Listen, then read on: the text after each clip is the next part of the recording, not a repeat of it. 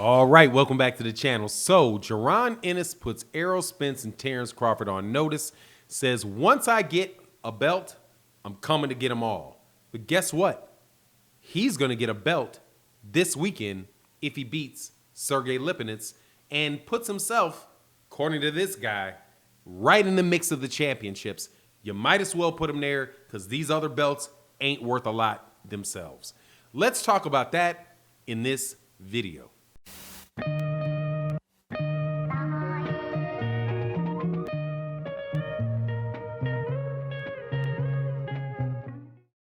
All right, welcome back to the channel. So this is one of my pet subjects. Love this fighter very much as a fighter. Want the best for him. Think he's a tremendous talent, but in a bad situation promotionally because there's a lot of snakes out there that will prevent a guy like Jaron Ennis from reaching his potential. One of the things that we know about boxing and we know about life in general, that politics is very, very important. And if you don't have the right backers, you are not going to get where you want to go. I don't care if you're a janitor, if you're a policeman, if you are a president, if you don't have relationships, strong relationships, there's too many opportunities for people to throw wrenches into your program. And that, I do believe, is the situation with Jaron Ennis.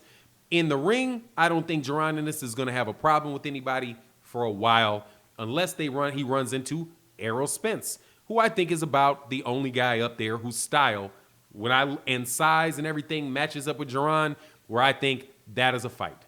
However, there's a significant age and experience gap there, so it is what it is. I would take Errol Spence in that fight right now, but I don't know what I would say in 2 years because Jaron Ennis is only 22, somewhere around there. Errol Spence is about 30. Jaron Ennis has not even gotten his man strength yet, and that is a very real thing. Over time, men get stronger, and you get stronger naturally by the things you just do every day. Makes you stronger. Your mind is stronger. Since your mind is stronger, your body's going to be stronger because you have more will, and you are going to put full force and be able to measure your strength better than a young person who is a lot less experienced in that regard. So a lot of times when people say man strength, it is not just something physical. It is the relationship between your mental maturity and your body. Just because we stop growing taller, right, doesn't mean we stop growing, right? And that is the case with Jaron Ennis. He has a lot of room to grow.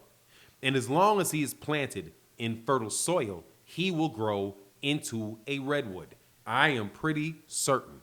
I see what he's made of. He comes from Philadelphia.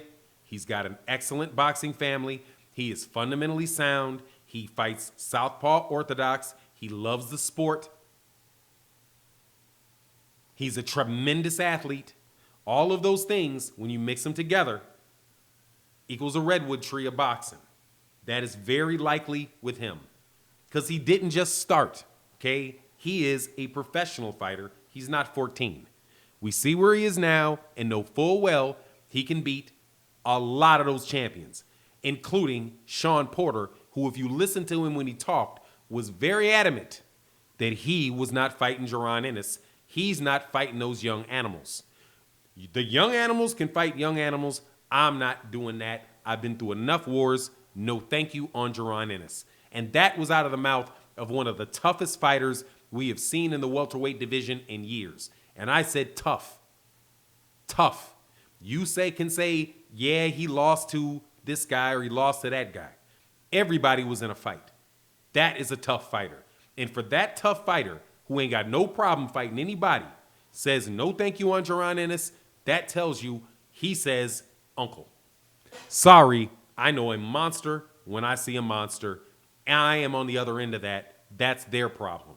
That's kind of like somebody in 1978, or excuse me, 1983 or 1984 who turned pro in 1970 saying, yeah, you guard Jordan. Yeah, hey, Iceman, George Gervin, you guard him in practice. And we will see how much you got left in the tank. Years before, George Gervin might have been able to do something. Put some money, put some finger roll on him, wow, anything. But who knows what he could have done when he was younger. But he wasn't younger, and he was. That's kind of what you run into in boxing. So when I see Jaron Ennis, that's the progression that I see.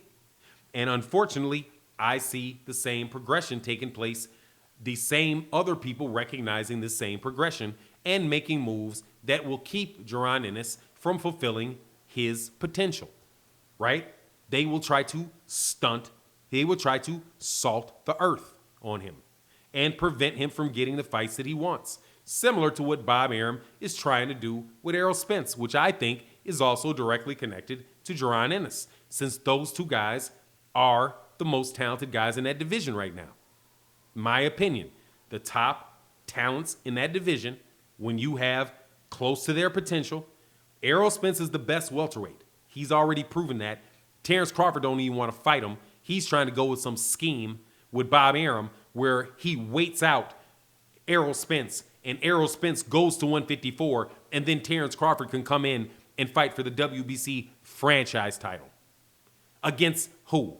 Franchise title for a vacant belt.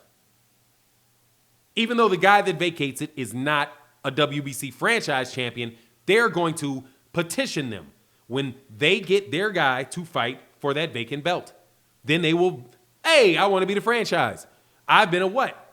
3-division champion. I was a champion at 135. I was a champion at 140. Now I'm a champion at 147.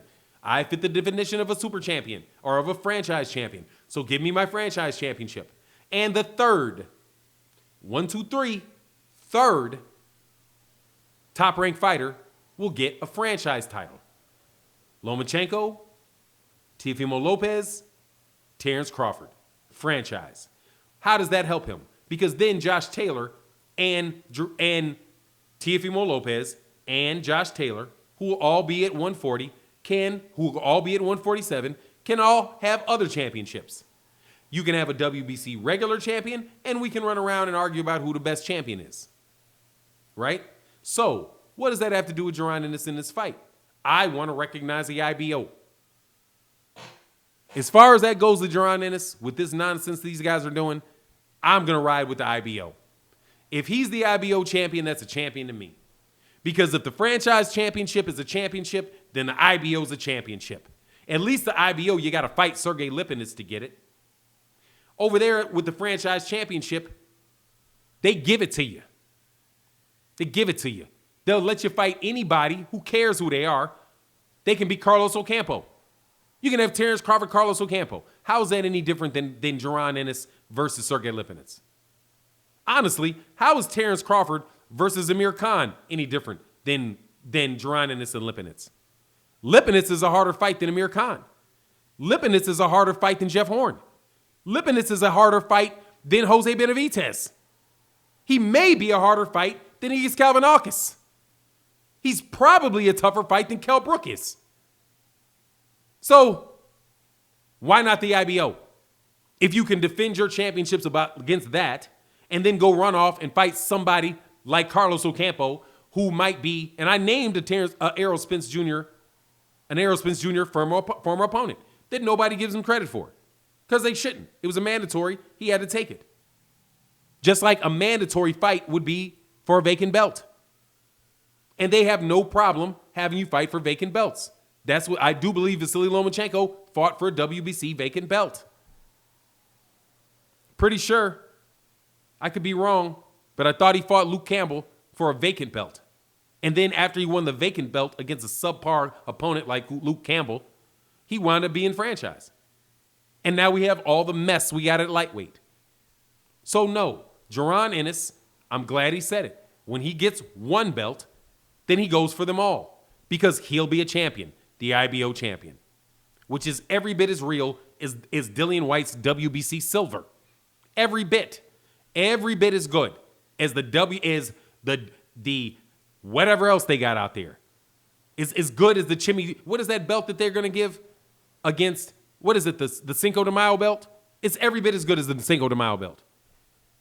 If Ryan Garcia can say he's the WBC interim champion and he's a champion, and Devin Haney can say he's the WBC champion and he's a champion, and Teofimo Lopez can say I'm the WBC franchise champion, that makes me a franchise, that makes me a champion, and I should be respected as such and paid as such, then same thing applies over there.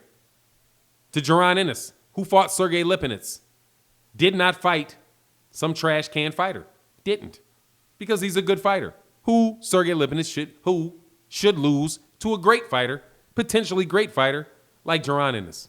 But anyway, that's my take on the matter. You live your life like how you want to see it, and that is what I see, and I'm out. Peace.